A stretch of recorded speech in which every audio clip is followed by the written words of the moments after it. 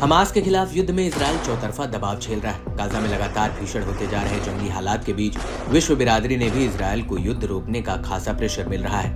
वहीं international criminal court ने तो नेतन्याहू के खिलाफ वारंट जारी करने की अपील दायर कर इजराइल को घेरने की कोशिश की है। इस बीच इजरायली सेना ने भी आपसी फूट का बीज पड़ चुका है। अब तो खुद पीएम बेंजामिन नेतन्याहू और रक्षा मंत्री योव गैलेंट के बीच ही मतभेद उभर कर सामने आ रहे हैं। ऐसे में इजरायली सेना भी दो खेमों में बंटती जा रही है, जहां एक खेमा रक्षा मंत्री के साथ खड़ा दिख रहा है तो दूसरा खेमा आक्रामक तेवर दिखाए नेतन्याहू का समर्थन कर रहा है। इस बीच सोशल मीडिया पर नकाबपोश इजरायली रिजर्व सैनिक का एक वीडियो वायरल हो रहा है। इसमें वह रक्षा मंत्री योव गैलेंट के इस्तीफे की मांग करता है, साथ ही धमकी देता है कि जब तक इजराइल हमास पर जीत हासिल नहीं कर लेता तब तक वह सेना के आदेशों को बिल्कुल नहीं मानेगा। जवान ने कहा कि पीएम नेतन्याहू का ये संदेश आपके लिए है। हम रिजर्व फोर्स गाजा को किसी भी फिलिस्तीनी प्राधिकारी को सौंपने से इनकार करते हैं। हम हमास या किसी अन्य को गाजा पर कंट्रोल नहीं करने देंगे। रिजर्व सैनिक आपके पीछे खड़े हैं और हम जीत हासिल करना चाहते हैं। हमारे पास एक शानदार मौका है जिसमें 1 लाख रिजर्व सैनिक इजराइल के लिए सब कुछ बलिदान करने के लिए तैयार है। हमने अपना परिवार, अपनी काम खो दिया है और हमारे पास खोने के लिए कुछ नहीं बचा है। हम आखिर तक जीत तक डटे रहेंगे। रक्षा मंत्री योव गैलेंट, आप यह युद्ध नहीं जीत सकते। आप हमें आदेश नहीं दे सकते। आप इस्तीफा दें। सैनिक सिर्फ नेतन्याहू के आदेश का पालन करेंगे। 1 लाख रिजर्व सैनिक सीमा पर रहेंगे।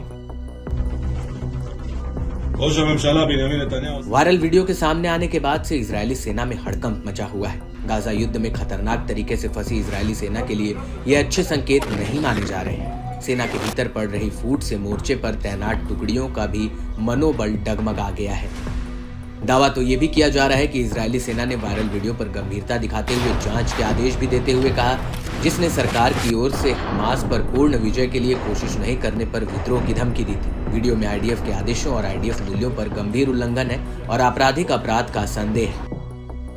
ऐसे में सैनिक के हालिया भड़काऊ बयान के बाद गाजा के भविष्य के शासन पर चल रही चर्चाओं को फिर उबाल मिला है। गौरतलब है कि बीते दिनों इजरायली रक्षा मंत्री ने नेतन्याहू को 2 टूक कहा कि गाजा के भविष्य को लेकर जल्द से जल्द फैसला लिया जाए। ये पहली बार है जब इजरायली सरकार के अंदर से ही पीएम नेतन्याहू को सीधी चुनौती मिल रही है।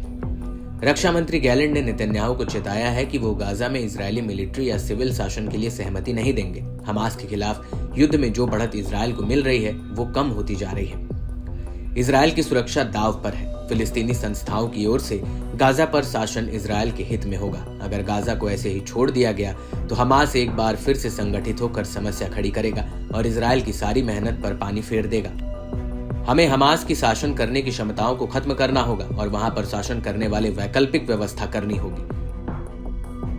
बहरहाल आने वाले दिनों में ये देखना काफी अहम रहेगा कि रिजर्व सैनिक की इस मुहिम को कितना और किस हद तक समर्थन मिलता है। वहीं आईडीएफ इस पर कितनी गंभीरता से कार्रवाई करती है। साथ ही आपसी फूट का इजरायल हमास युद्ध पर कैसा प्रभाव देखने को मिलेगा,